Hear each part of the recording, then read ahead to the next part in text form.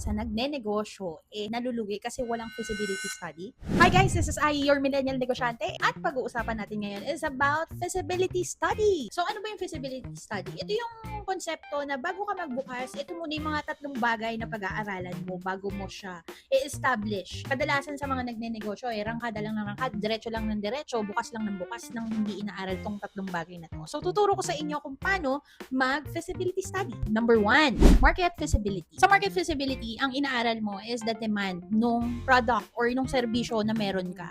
Kasama dyan yung pag-aaral ng target market mo, sino-sino ba. Number 2 is competition.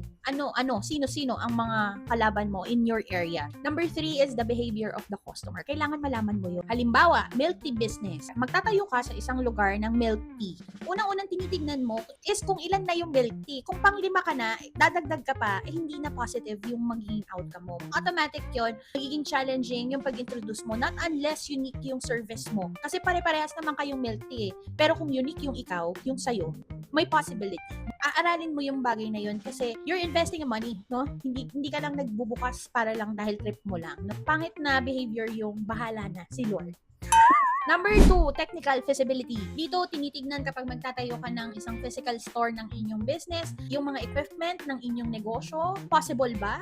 Hahanapin mo yung supplier ng mga equipments mo kung gaano kalayo ang distansya sa inyong negosyo. Yung technical feasibility, papasok din dyan yung proseso ng paggawa. Kunyari, yung milk tea mo, paano mo gagawin, paano mo i-execute sa mga staff mo kung magkaka-staff ka. Bottom line dito, make sure na yung location mo is accessible doon sa supply ng raw materials mo. And number 3, financial feasibility.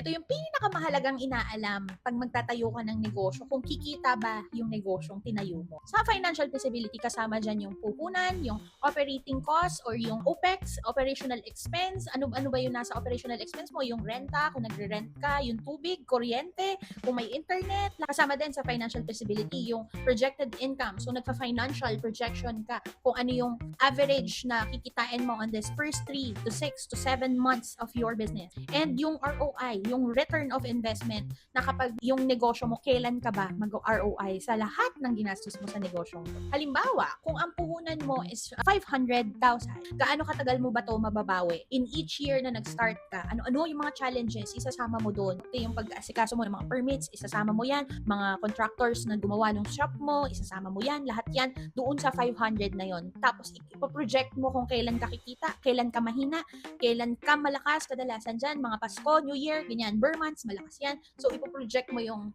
target revenue mo. Sa madaling salita, ang feasibility study ay isang bagay para hindi ka magsimula sa negosyo nang walang kasiguraduhan. Hindi pwedeng bahala na si Lord.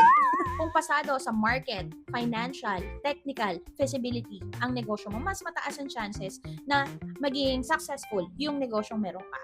Kaya lagi niyong tatandaan, pag magtatayo kayo ng negosyo, always make a feasibility study. If you need help on how to do a feasibility study, pwede niyo naman ako i-PM or i-message lang dito sa mga social media page ko para naman ma-assist ko kayo. Ang sakit lang din kasi maisip na hindi maging successful yung someone na kakilala mo just because hindi siya nag-feasibility study. So thank you so much for watching, guys. This has been your millennial negosyante, and I will see you around.